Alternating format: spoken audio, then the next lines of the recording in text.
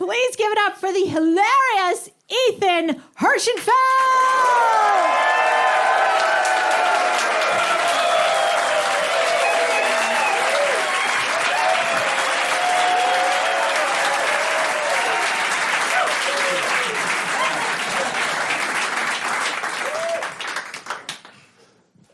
I keep getting mistaken for an Uber driver. Whenever I pull up to a red light, are you my Uber? No, I'm not. I'm getting sick of it. Next person who asks, I'm telling them to hop in. I get it. It's my whole Afghani, Albani, Algeri, Armeni, Azerbaijani. I'm going alphabetically. It ends with Yemeni and Zagrebi, so sit back, it takes a while. People see me, they say, he looks like a desert smuggler. I think maybe I saw him in The Mummy Returns. So he should just shuttle me to the Whole Foods. Drive. But I can't. I can't drive a cab, because I'm Jewish. And if you go home and you tell your Jewish parents you drive a cab, they don't even have time to kill themselves. It's just poof, they vaporize into a mist of shame and settle on the floor into twin puddles of regret. Yeah, like I'm gonna do business with a company called Uber. Come on, Uber. It's one of the Nazis' favorite words. Yeah, Uber, it means over or superior. And they called themselves Ubermensch, Superman. And they called my people Untermensch, Underman. Yeah, Overman and Underman. Pfft. Perfect match on Grindr.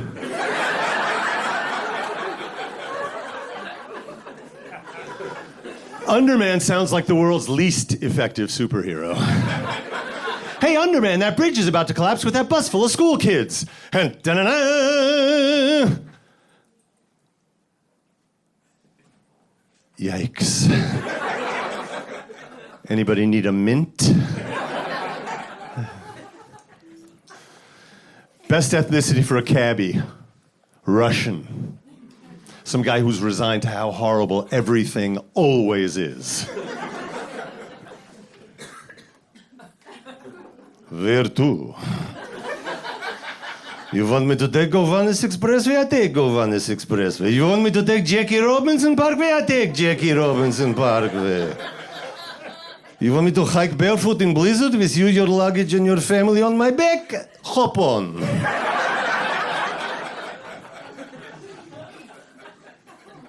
You want me to smile?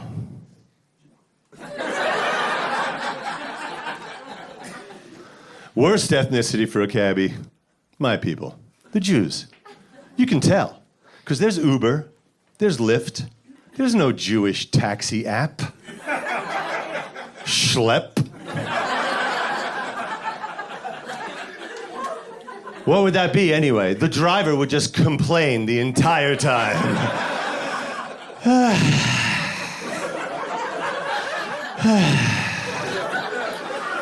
Oy, this traffic, oy, this weather, oy, this job. I should have gone to law school.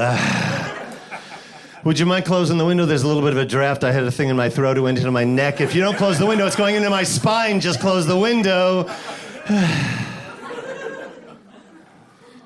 Thank you for riding with Schlep. If your driver stops kvetching, the ride is on us. I imagine Schlep would have its own GPS system. It wouldn't use Waze. It would use Oives, which wouldn't give directions. It would just point out all of your mistakes. You should have turned back there. Back there, you probably should have turned. I'm just trying to help. You're the driver. I'll let you drive, but you should have turned. You should have turned. I'll be quiet. You drive. I'll be quiet.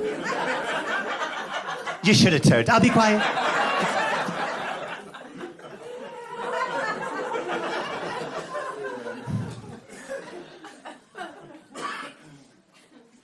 Would it have killed you to leave 5 minutes earlier with this traffic? I'm just, it's rush hour. Everyone knows it's rush hour, and you should have. I'll be quiet. You drive. You're the driver. I'll let you drive. I'll be quiet.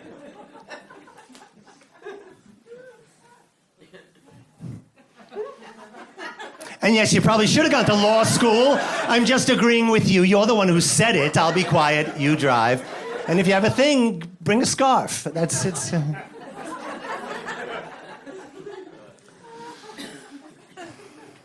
I understand why my people get uptight traveling. I get it. I read the Bible. We never went anywhere voluntarily.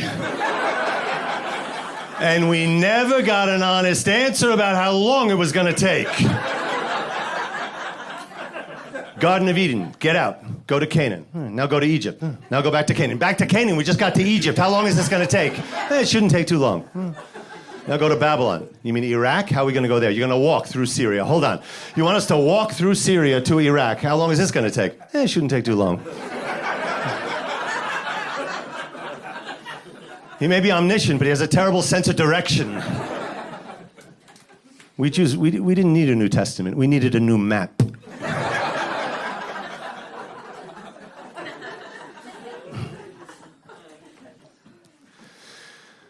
I keep losing my keys. A friend of mine said, why don't you just make an extra set and leave them at work? Which is a great idea. So now I have to get a job.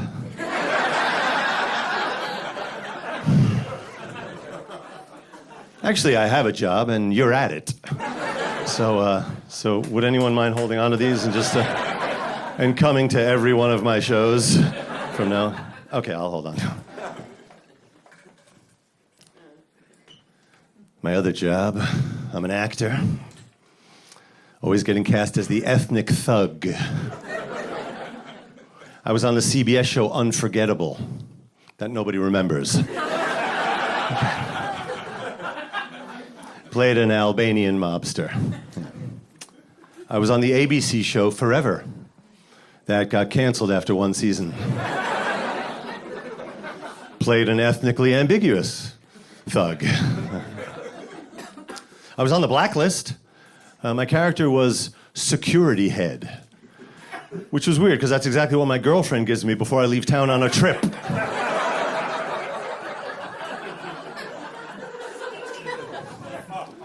I said to my agent, you know, enough with the ethnic thug roles. Can you get me an audition for something a little more substantial? And here are the next 6 auditions she sent me out on. Thug, thug, Jew, thug, thug, Jew. Yeah, thug, thug, Jew. That's duck, duck, goose for the ethnic actor. When you go to an audition, you're supposed to wear something that suggests the character, but you're not supposed to dress as the character, which is not that easy, because I don't know what suggests pirate.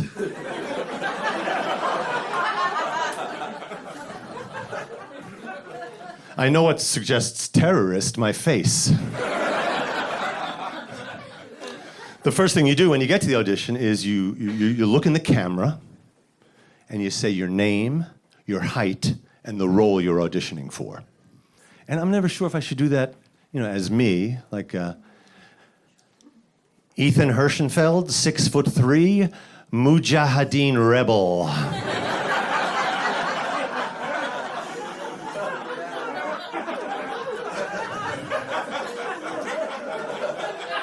Or should I do it more as the character?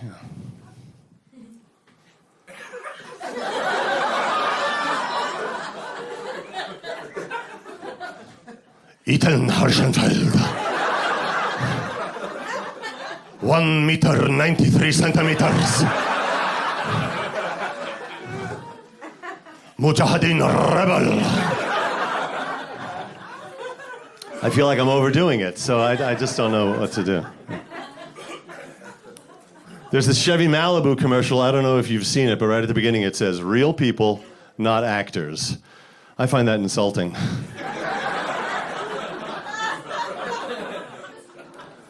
I'd like to do a commercial, but apparently no company wants this as the face of their product.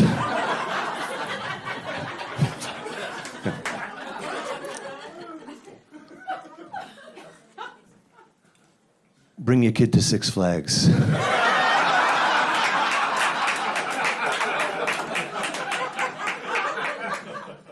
For a great adventure. I'll be waiting.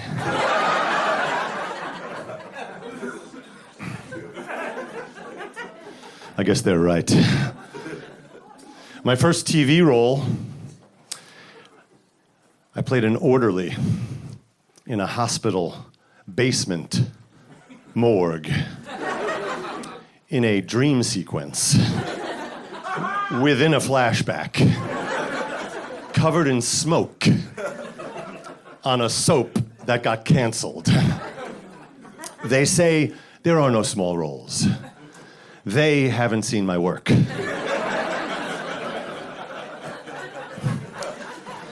My first movie role back in the 90s, I played Alejandro, the Colombian cocaine kingpin. I still remember my lines. My line. My word.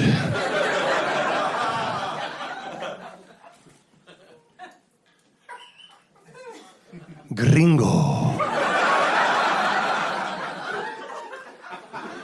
That was the whole thing. I got to play Pinky Rabinowitz, a Jewish mobster, on the show Boardwalk Empire, and what I learned on that job...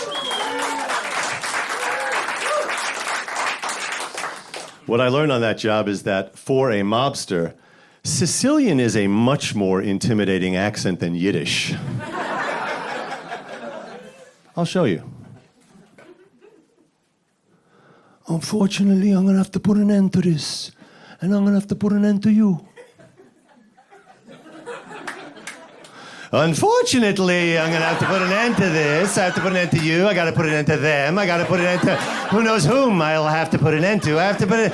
If it was up to me, I would not put an end, but it's a job. I have a boss. He says, put an end. I put an end. What, am I going to not put an end? No, I put an end. I got to put food on the table. It's a job, and and you should have turned back there. You probably should have turned.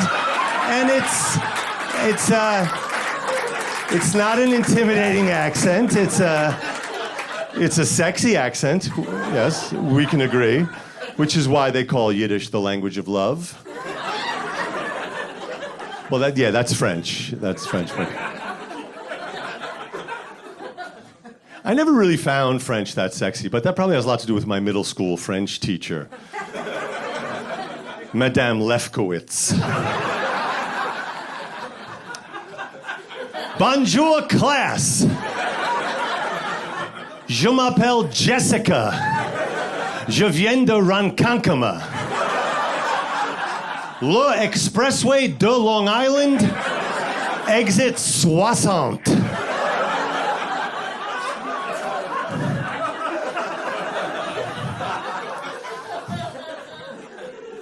Italian sounds sexy. I was once at a party in Italy, and some woman comes up to me and she says,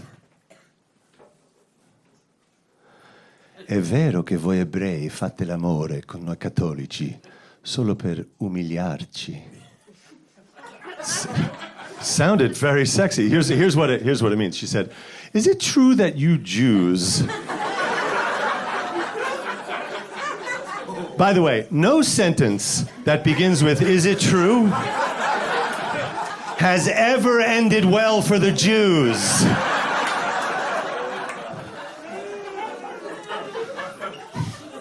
So here's what she said. She said, "Is it true that you Jews make love to us Catholics just to humiliate us?" I said, "No, not just."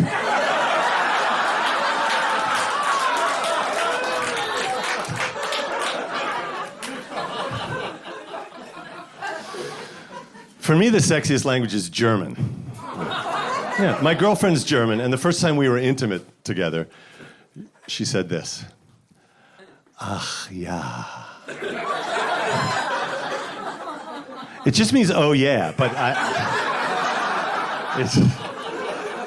think it's because of it's ach. It's not ach, yeah, it's something about that. Still makes me blush. And I really wanted to answer, but I didn't speak any German. The only German I knew I'd learned from Schindler's List. Juden raus, Jews out, which wouldn't have made sense. So So I just kept quiet, and she just kept saying ach ja louder and louder. So basically, she's yelling at me in German, and I'm completely quiet. Historically accurate.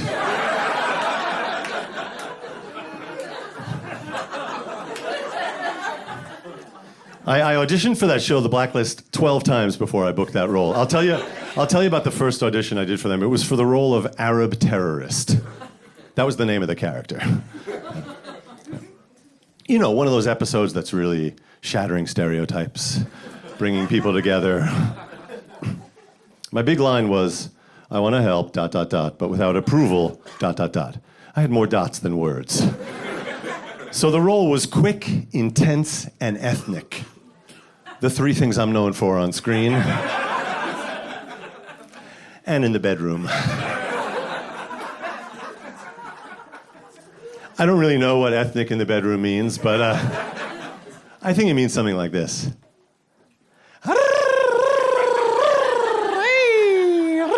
Something with a lot of R's. So my line was actually in Arabic, and I don't speak Arabic, so I had a friend of mine teach me how to say it. And I was practicing it over and over again on the way to the audition, on the subway at rush hour.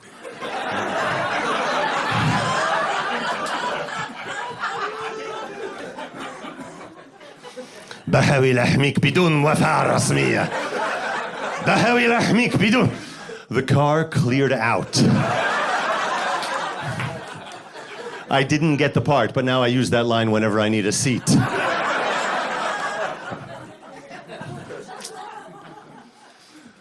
I had an audition for the show Homeland for the role of Middle Eastern bodyguard number 2.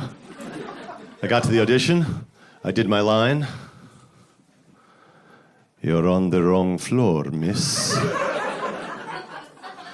The casting director said to me, you're overdoing it. Do it again and do less. How? You want me to not move my lips?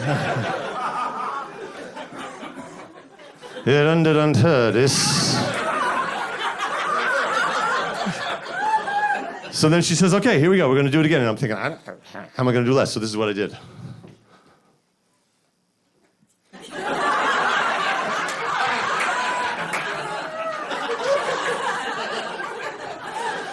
Didn't get the part. But that same show called me back to audition for the role of Guy in Gym. And my agent warned me. Yeah. She said, they're going to want you to take your shirt off at this audition.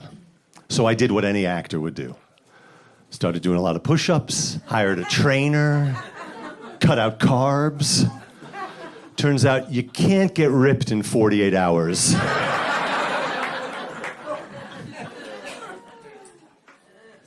Agent calls me again with an audition for the show Girls, for the role of Adim, a Pakistani cabbie. I was so excited. Pakistani cabbie, not an ethnic thug. Ethnic, but not a thug, so that's progress. I read the script. Adim runs over an old lady. Ethnic thug. I got to the audition. I saw the other actors who were waiting to go in to read for the part, and they really looked like Pakistani cabbies. And then I went over to the sign-in sheet to put my name down, and I saw the names of the other actors. There was a Muhammad, a Mahmoud, a Muqtada, a Muhammad, a double Muhammad, a guy actually named Adim, the name of the character, and then me, Ethan Herschenfeld. And I got the part.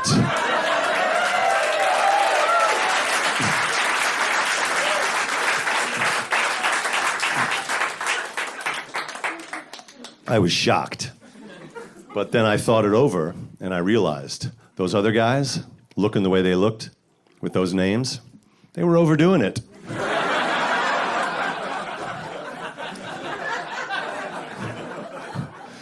I got hired to do a play recently, and at the first rehearsal, there was someone there called the intimacy coordinator, which is on every show now since the Me Too movement. There's someone there to make sure that all the actors feel that their boundaries are being respected. And she had us do an exercise in consent. So we paired off, and I said to the actress I was working with, can I touch your wrist? She said, yes. I touched her wrist. She said, can I touch your wrist? I said, no.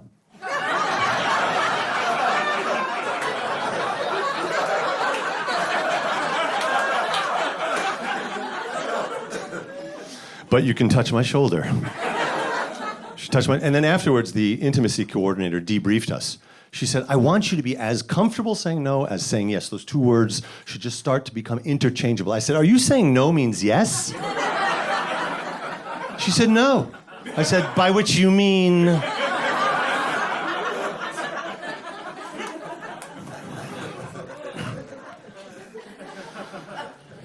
My New Year's resolution this year is going incredibly well. Haven't missed a day.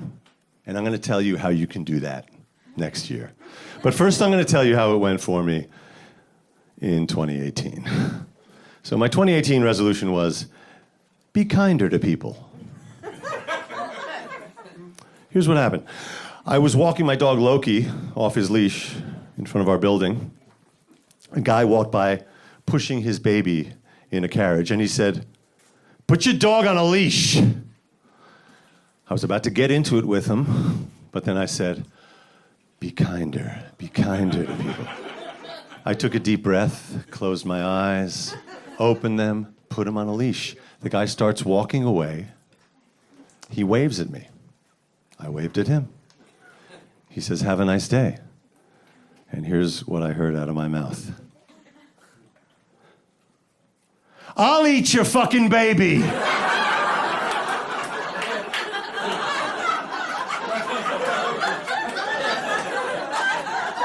That was January 3rd.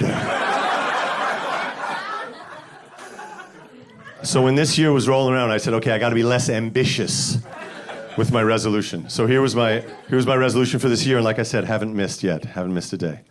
Moisturize my elbows.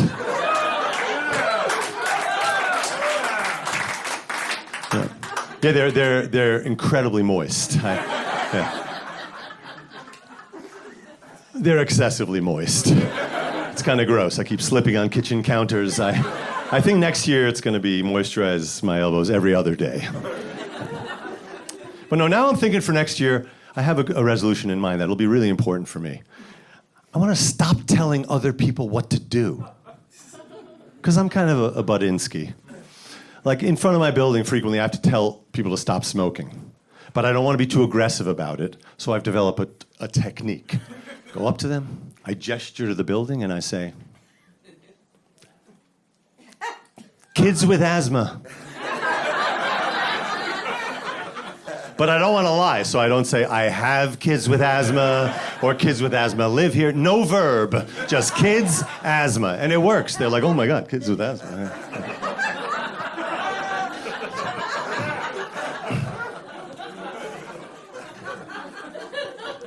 But yeah, next year I think that's going to be my resolution. Stop telling other people what to do. And you should make that your resolution too.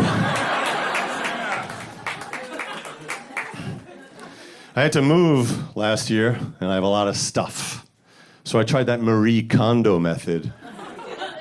You have to pick up every item you own, look at it, and then say, does this soup ladle spark joy? And if it doesn't, you toss it. I picked up every item. No joy. Nothing. There's one thing that sparks joy. Buying new shit.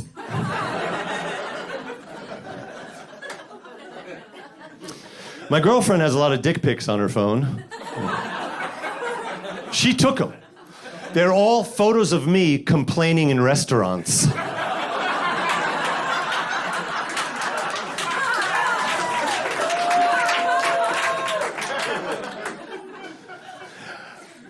I'm not good at taking compliments. Someone's like, nice sweater. I'm like, oh no, garage sale, $5. Like, nice glasses. I'm like, no, I found them on the street on a corpse. I never know what to say at funerals. Because you're supposed to say, I'm sorry. But I don't like saying I'm sorry, because I feel like I'm admitting I had something to do with it. And I had nothing to do with it. I wasn't in town. I have an alibi. I know I look like someone who had something to do with it, but I did not. I'm getting typecast at the funeral. I didn't. So instead, you're supposed to say, if there's anything I can do. Anything you can do. Can you raise the dead? Because if you can't, then no, there's nothing you can do. We're all set with the bagels. So instead, I try to say nothing at a funeral and just go up to the bereaved and make funeral face, which is very simple. Funeral face is just...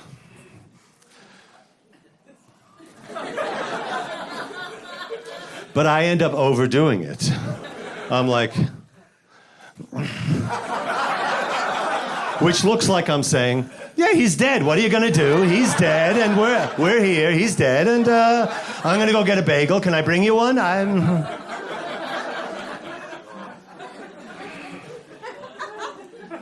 Everybody's got an opinion these days. There's a deli guy in my neighborhood. Whatever I order, he's got to say something.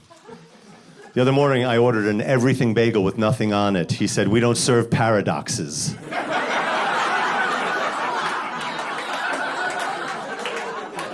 I said, well, that sounds like discrimination.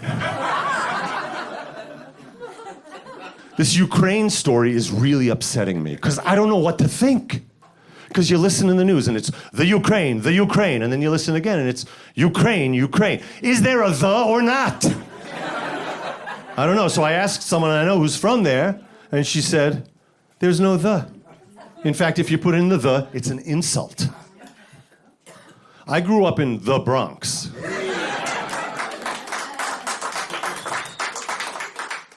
And if you leave out the, that's an insult. Nobody says, I come visit you in Bronx. Well, some people say that. I come visit you in Bronx. They're from Ukraine.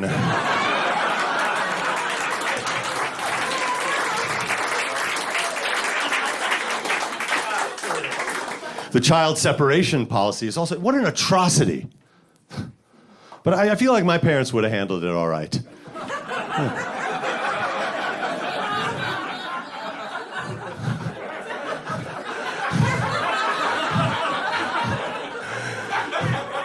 At the border, they would have been like, yeah, can you just take him for the weekend? He's been kvetching since Cancun.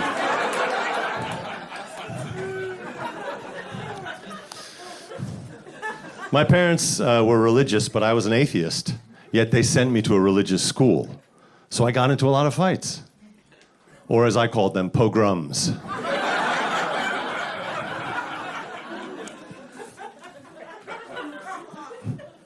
They ended up taking me out of that school. Actually, I got thrown out. I'll tell you what happened. We went on a class trip to see the play of The Diary of Anne Frank.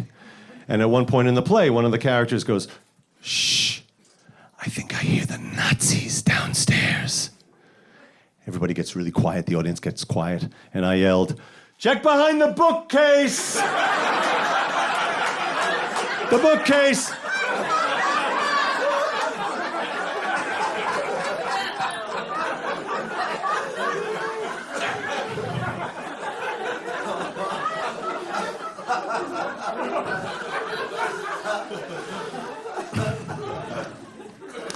Those Nazis in Charlottesville were chanting, "Jews will not replace us. Jews will not replace us." That sounds like a chant I would have heard from all of the appliances in my parents' kitchen.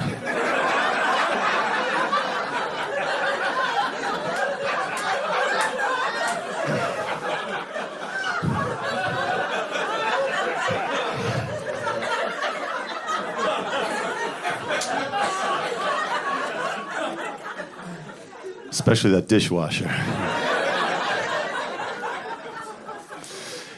KKK is a terrible organization and a terrible abbreviation.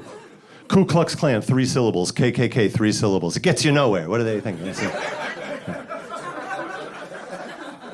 AA, that's a great abbreviation. Alcoholics Anonymous, 8 syllables. AA2, that's a 4-to-1 abbreviation ratio. Solid.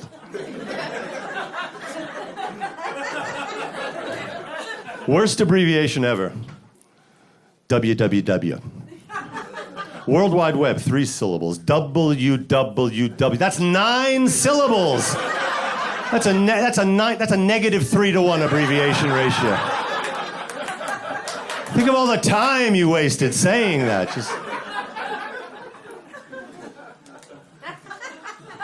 There needs to be a shorter word for abbreviation.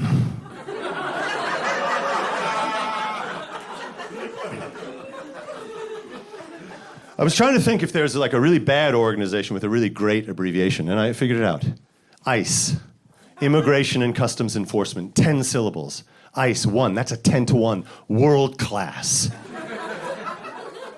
And when I was figuring out, I was counting the syllables. Immigration and Customs Enforcement, Immigration and Customs Enforcement, Immigration and Customs Enforcement. Da-da-da-da-da-da-da. That's the Mexican hat dance.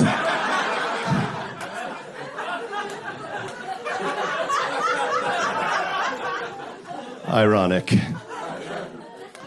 Last Christmas Eve, I was in a liquor store, and a guy comes up to me and he says, "What are you?" I knew what he was getting at. I knew exactly what he was getting at, so I said, "I'm a Jew." And he said, "You're an arrogant people." I said, "We're not arrogant. We're opinionated."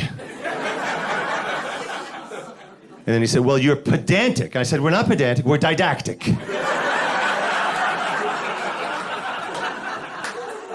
And anyway, I'm an atheist. And he said, "You're not atheist, you're agnostic. Because how can you know that God doesn't exist?" I said, "Oh, how can I know? I just know. Because I'm arrogant."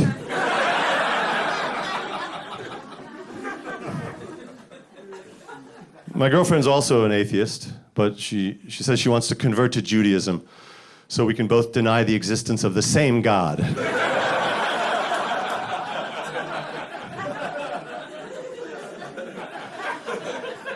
Jewish atheist is easy. One God, deny him, you're done. Boom, you're an atheist. Catholic atheist, that's tougher because of the Trinity. Deny, deny, deny. Like the president.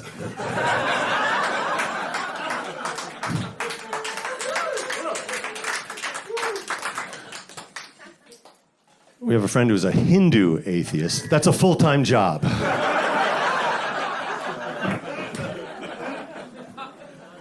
I have another friend who's a Buddhist monk, and he said, "I'm coming to town. Can I stay with you? I'm coming to give a lecture on the bardo." I said, "Yeah, for sure. That's great. What's the bardo?" He said, "That's the state you dwell in when your life is over, but before you're completely dead." I said, "Oh, you mean Florida?"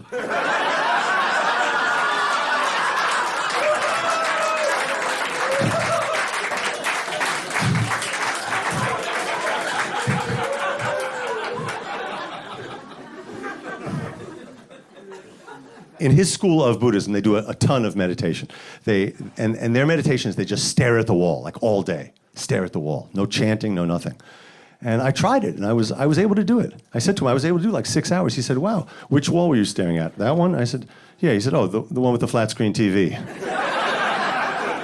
Turns out I wasn't meditating. I was just binge watching seasons 1 through 15 of Top Chef. So it turns out after all of that meditation, you come to the realization that the self is an illusion. There is no self. There's no self. So now when I go out to eat alone, I ask for a table for none.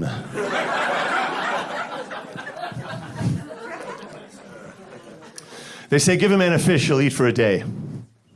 Not if he's vegan. Give a vegan a fish, he'll give you a lecture. And they say, teach a man to fish, he'll eat for a lifetime. Fish for a lifetime? You never heard of mercury? I'm vegan because I feel bad for the animals, especially the ones that become side dishes. Side of bacon. He gave his life. He's not even a main course.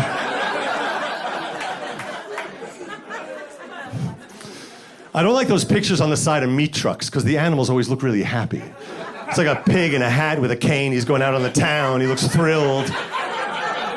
It's misleading. I say have a picture, fine, but make it a little more realistic. The pig should be like, yeah, what are you going to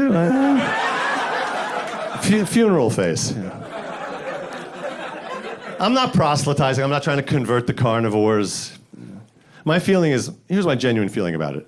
If you're one of those few people who can look an animal in the eye, develop a rapport with it, and then kill it and eat it, you should eat meat. I feel that way about other stuff too. Like if you're one of those few people who can look a kid in the eye and say, Toby, you're a nice kid, but I have a lot of student debt and a mortgage with a balloon payment, so I'm listing you on eBay. Then do what you need to do with that realization. At least you're being honest. My girlfriend's also vegan, but we have a cheat day. On Wednesdays, we sleep around.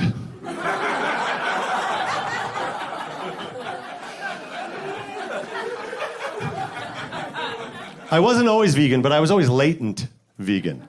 So like back in the 90s, I went to Peter Luger, and I said to the waiter, I don't want to see any blood.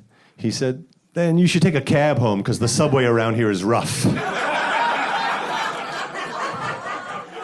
So I said, all right, just bring it well done. A guy at the next table says, did he just say well done? Well done? Bring it well done? If you don't know how to order steak, don't come to Peter Luger. This is one of the things I prefer about being vegan. You never hear, if you don't know how to order squash, don't come to Vegan Village.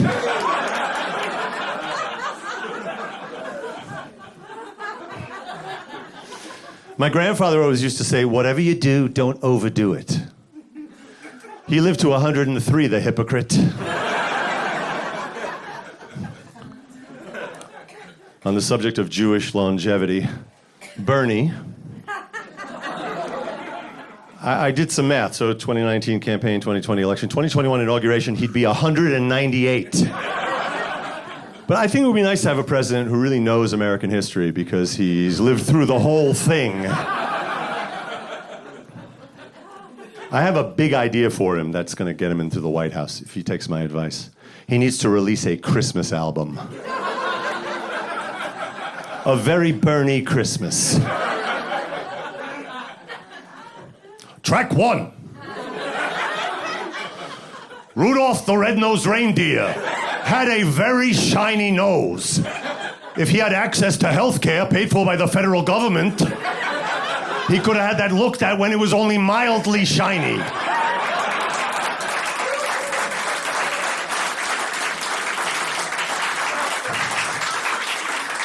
Nip that shiny nose in the bud. Shiny nose is a pre-existing condition. Track 2. Here comes Santa Claus. Here comes Santa Claus. Right down Santa Claus Lane. Santa Claus Lane is infrastructure paid for by the federal government. No federal government, no Santa Claus Lane. You know what you get for Christmas? Bupkis. Track 3. Don't worry, there's only 18 tracks. And they all contain the word bupkis. Which is not easy because nothing rhymes with bupkis. Track 3. I'm dreaming of a white Christmas. Dream on. With global warming and environmental degradation, it's going to be a wintry mix at best. Start dreaming of a slushy Christmas. Bonus track. Chestnuts roasting on an open fire. That's a hazardous workplace condition, which is why we need strong unions and collective bargaining. I know about bargaining. You've heard of Filene's basement? Filene was my aunt on my mother's side, and that was our basement.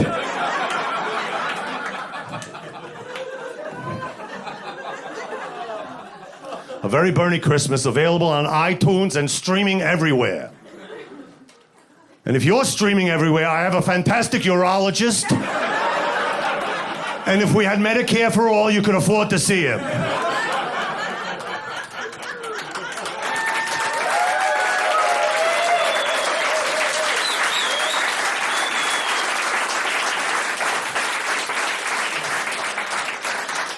Last Christmas, there was a big scandal about that duet. Baby, It's Cold Outside. Yeah. Because post Me Too, it's just creepy. They had to ban it. But if it was Bernie on that track, it wouldn't have been banned. Baby, it's cold outside. It's also kind of nippy in here because I keep the thermostat at 58. So keep your sweater on. It's just less creepy. But for me, there's a way creepier Christmas song. Yeah. Santa Claus is coming to town. Because of that one line. He sees you when you're sleeping. Why does he see me when I'm sleeping? He sees you when you're sleeping. That's the perfect title for a horror movie. And the lyrics like, you better watch out, you better not shout. Why am I going to shout? Santa planning an assault? And then the rest of the lyrics are, you better do this, you better do that, you better not do this, you better do... He's a control freak. He's watching me sleep. He's grooming me with gifts. He wears that robe. It doesn't sound like Santa Claus is coming to town. It sounds like Harvey Weinstein is coming to town.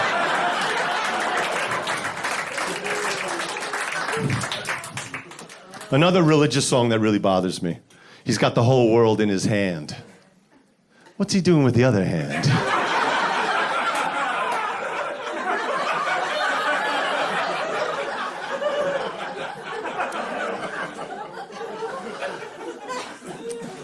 Pop singers are always bragging in their lyrics about how they're going to make love to you till the break of dawn. Oh, yeah, baby. Get ready. I'm about to make love till the break. It's always till the break of dawn. I'm not making love to anybody till the break of dawn. I'll make love to you till the break of 9:45 p.m. Then I got to get to sleep. Who are these guys? Here's my pop song. Oh, yeah, baby. Get ready. It's about to happen. I'm about to get 9 solid hours of sleep. Uninterrupted. REM. And then I'm gonna wake up, brush my teeth, and make love to you at the break of dawn. Not till, let me be perfectly clear, so there's no misunderstanding. At, not till. Okay. I did the New York Marathon a couple years ago, and what I learned is that it takes more than endurance. It takes faith. Faith that the guy from Kenya in the front knows where the hell he's going. He takes a wrong turn in the Bronx, 50,000 of us follow him straight to Yonkers. The crowds in New York, extremely encouraging, but I didn't really appreciate all of their comments. One guy was like, "Don't quit." I said, "Well, that's kind of insulting in mile 2. The marathon's like a night of binge drinking. It starts off rowdy and fun. 2 hours into it, I'm doubled over making deals with God. Get me through this. I swear I'll never do it again. When I run, it looks kind of like a Hezbollah highlight reel. So I race walk, which looks like I'm trying to catch up to the Pride Parade.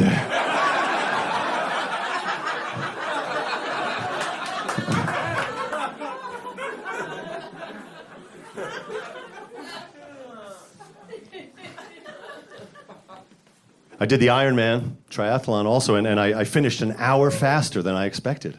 Yeah. Yeah, I finished an hour faster than I expected, just like the first time I had sex. The Ironman, it cost me $500 plus airfare. Also like the first time I had sex.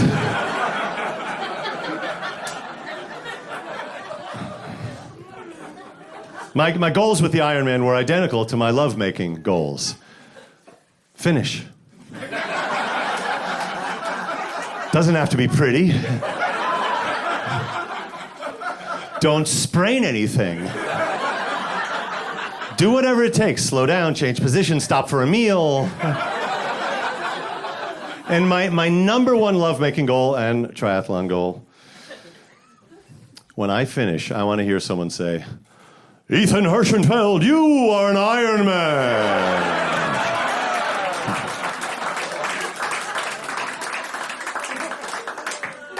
My girlfriend refuses. When I told my friends I was training for the Ironman, one of them said to me, "Really, you? A Jew? What does he think, there's a separate triathlon for my people? The Jew-athlon? The hebathon?" And what would that be anyway? Instead of swim, bike, run, it's fill a tooth, file a lawsuit, send back a meal because the soup's not hot.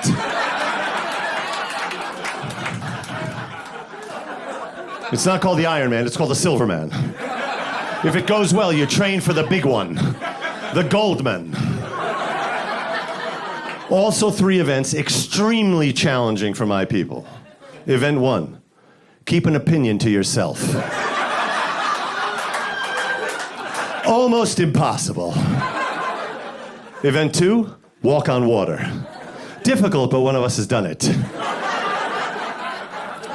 Event 3, send back the soup again because it's still not hot. What the hell's going on in that kitchen? Get the owner. Get the owner.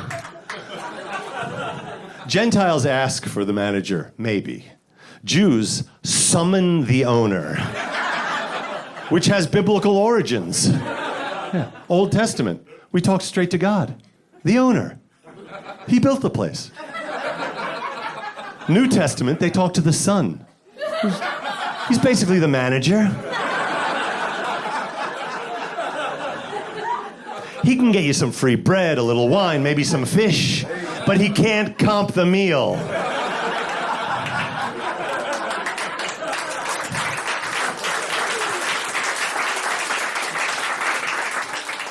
I did a charity bowling event for women's reproductive rights. It was called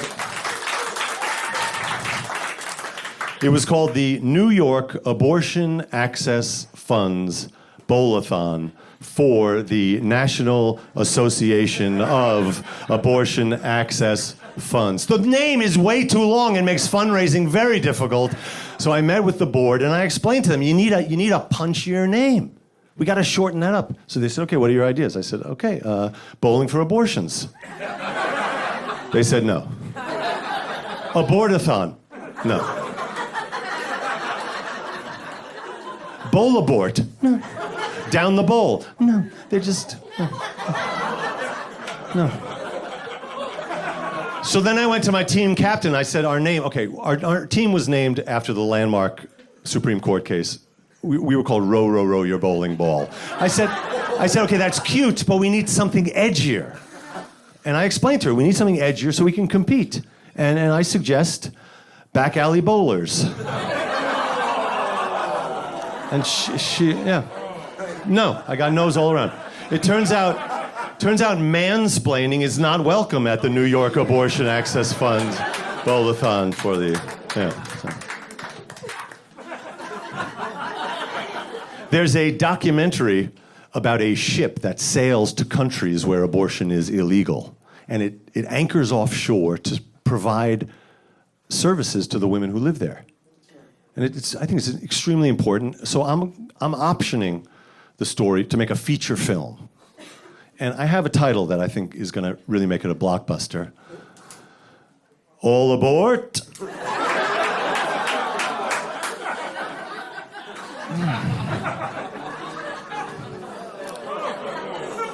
I picture it as kind of like a Hollywood musical from the 50s. So that's what. There are 2 types of people. The type of people who believe there are 2 types of people, and the rest of us who realize that's ridiculous.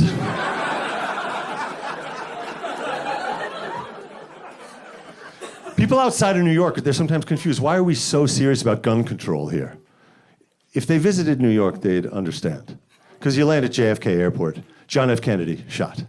You go over the RFK Bridge, Bobby Kennedy, shot. You go through the Lincoln Tunnel, Abraham Lincoln, shot.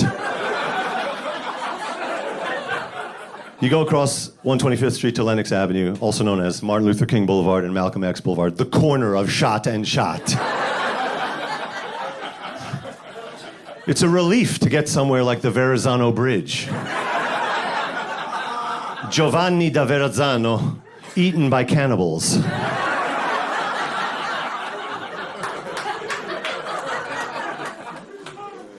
I don't like hearing people say, I'm a proud gun owner. What are you proud of? You didn't invent it, you bought it. I mean, I like my Volvo wagon, but I'm not proud of it. Maybe that's because it's a lease.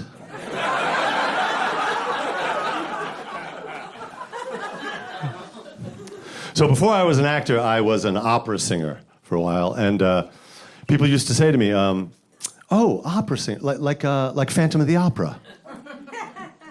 No, not like Phantom. These are the same people who think Swan Lake is a lake. People would say to me, "How do you sing opera?" And I would quote Pavarotti. And Pavarotti I saw him once in an interview. He said, "You just yell very loud, and then you make it beautiful."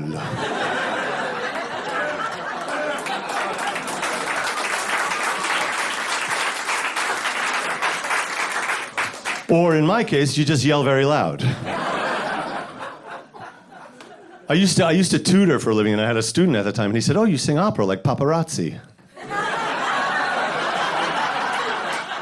I said, "You need more tutoring."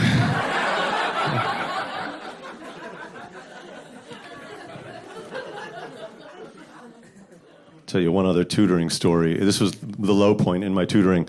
There was one kid who was very smart, and we would play this game where you turn cards over, and you have to find the pair and then define it to get the pair of words. It's called concentration. And I said to him, you are. He would beat me. He beat me every time. And I said to him, you are so good at concentration. You should go to concentration camp. And then I said, "Please don't tell your parents I said that, please." So, I got to do some really fun jobs as an opera singer. I got to sing in the opera Brokeback Mountain. Yeah, they turned Brokeback Mountain into an opera. Apparently the movie wasn't gay enough.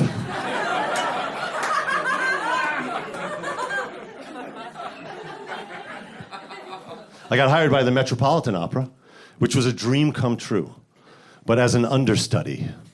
So they were paying me to not sing, which as a singer could be taken as an insult. But they were paying me better to not sing than I usually got paid to sing, so I was happy to not sing. And the Metropolitan Opera, the most prestigious place on the planet to not sing. Early in my career, I used to not get paid to sing, then I got paid to sing, and now I was getting paid to not sing. So the only remaining permutation would be for me to not get paid to not sing, which is what I currently do.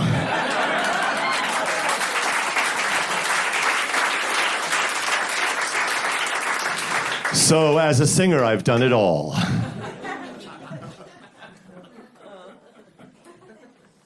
The last opera I sang in was The Marriage of Figaro, a contemporary version. So they updated all the characters. So in the original, my character's a doctor.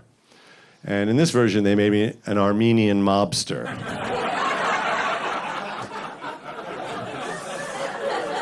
Ethnic thug, I can't escape it. So I said, you know what?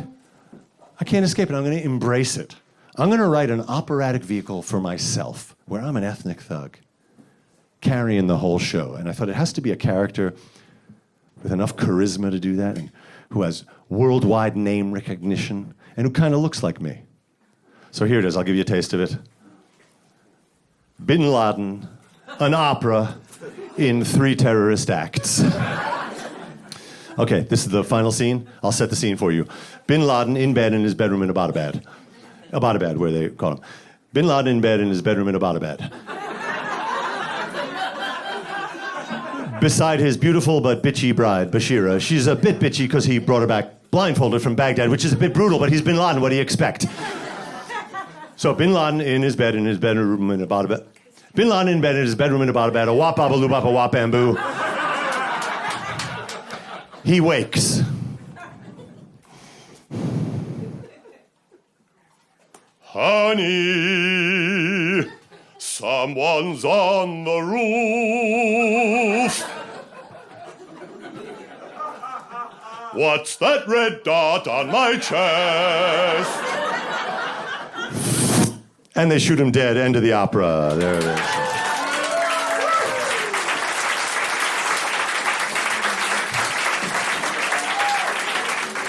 But then I was thinking, hold on a second. If I'm writing this thing, he doesn't have to be an ethnic thug. I can write a vehicle for myself where he's the good guy. He's the hero. So I was thinking, how am I going to make a real hit? So I thought, okay, Hamilton. American history meets hip-hop.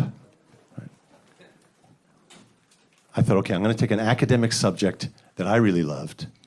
Instead of American history, geometry.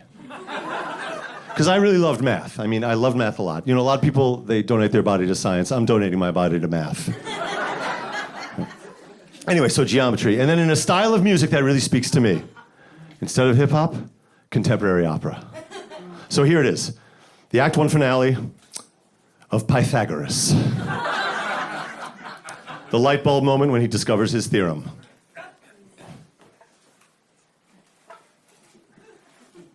The sum of the square of the short side of a right triangle. I know the tune is a lot like the Bin Laden thing, but I'm not much of a tune. I'm not a tunesmith. I'm the books and lyrics guy. So just, I know that. I know that. The sum of the square of the short side of a right triangle plus the square of the length of the perpendicular side. If you know it, sing along. Is equal to the square of the length of the longest side, also known as the hypotenuse.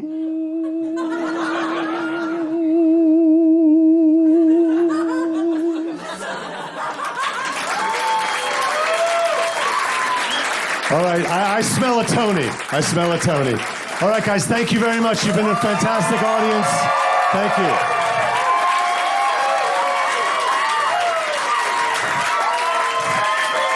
Thank you so much.